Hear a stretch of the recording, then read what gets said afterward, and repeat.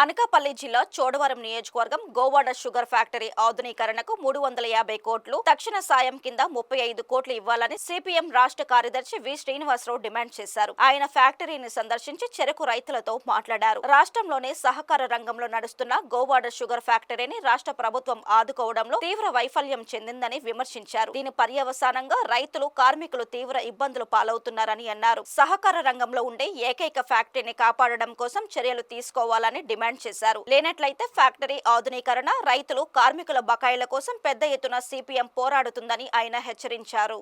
చోడవరం సహకార చక్కెర మిల్లు ఎంతో ప్రతిష్టాత్మకంగా ఒకప్పుడు 5 లక్షల టన్నులతోటి 25,000 మంది రైతులతో 5 అసెంబ్లీ నియోజకవర్గాల పరిధిలో లాభాలతో నడిచేటువంటి ఫ్యాక్టరీ ఈరోజు సంక్షోభంలో పడిపోయి 1,00,000 టన్నులకు దిగబడిపోయింది. అప్పుల్లో ఉంది. రైతులకి, కార్మికులకి 35 కోట్లు బకాయిలు ఉన్నాయి. ఈ 2 నెలల నుంచి చెరకు సరఫరా చేస్తున్న రైతులకి 15 రోజులకు ఒకసారి బిల్ పేమెంట్ ఉన్న చేయలేనటువంటి స్థితిలో ఉన్నది. దీనికి కారణం ప్రభుత్వ విధానమే.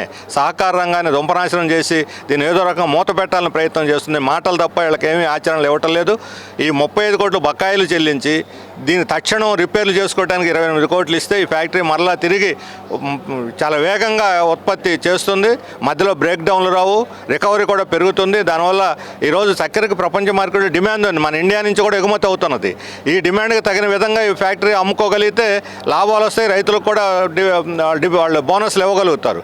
ఇప్పుడు మన రేషన్ షాపులకు సప్లై చేసే సివిల్ సప్లైస్ వాళ్ళు బయట మార్కెట్లో ఎక్కువ రేటు పెట్టుకుంటున్నారు. అదే ఇక్కడ కొంటే తక్కువ ధరకు వస్తుంది. బహుశా వాళ్ళ కమిషన్లు రావని భయం ఏమో. ఇది కొనకుండా ఇది కొని అడ్వాన్స్ ఇస్తే వెంటనే రైతులకు కూడా డబ్బులు వస్తాయి. ఇన్ని ప్రతిపాదనలు పంపినా ఏమి కిమ్మనకుండా దీన్ని మౌనంగా దీన్ని కిల్ చేయడానికి జరుగుతున్న కుట్రల్ని మేము ఖండిస్తున్నాము. వెంటనే రైతులను ఆదుకోవాలి, ఫ్యాక్టరీ నిలబెట్టాలి. లేకపోతే రైతులు తీవ్రమైనటువంటి అసహనంతో, ఆగ్రహంతో ఉన్నారు. ఈ ఆగ్రహానికి ప్రభుత్వం గురి అయ్యే పరిస్థితి తీసుకురావద్దని చెప్పి ప్రభుత్వాన్ని కోరుతున్నాను. రైతుల పెట్టుబడితో ఈ కోఆపరేటివ్ షుగర్ ఫ్యాక్టరీ ఏర్పడింది. రైతే రాజని పేరు చెప్పి ఏదైతే షుగర్ ఫ్యాక్టరీస్ ఉన్నాయో షుగర్ ఫ్యాక్టరీని ఆదుకుంటామని చెప్పి గత ఎన్నికల సందర్భంగా వాగ్దానం చేశారు. దాదాపు గత సంవత్సరం బకాయిలు కానీ, ఈ సంవత్సరం బకాయిలు కానీ రైతులకు కానీ, కార్మికులకు కానీ ఇవ్వలేదు.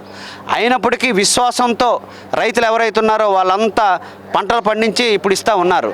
దీనికి సంబంధించిన దాంట్లో యూరియా ఇచ్చే దగ్గర కానీ అనేక పరిమితులు ఏర్పాటు చేసి అనేక ఇబ్బందులు పెడుతున్న రైతులు మాత్రం ఈ షుగర్ ఫ్యాక్టరీల మీద అచంచల విశ్వాసంతో చెరుకు సప్లై చేస్తున్నారు. ఇట్లాంటి దాంట్లో రాష్ట్ర ప్రభుత్వం వ్యవహరించిన తీరు మాత్రం బాగలేదని గత ఎన్నికల సందర్భంగా చెప్పింది ఏంటి? బకాయిలు చెల్లిస్తాం, ఆధునీకరణ చేస్తాం.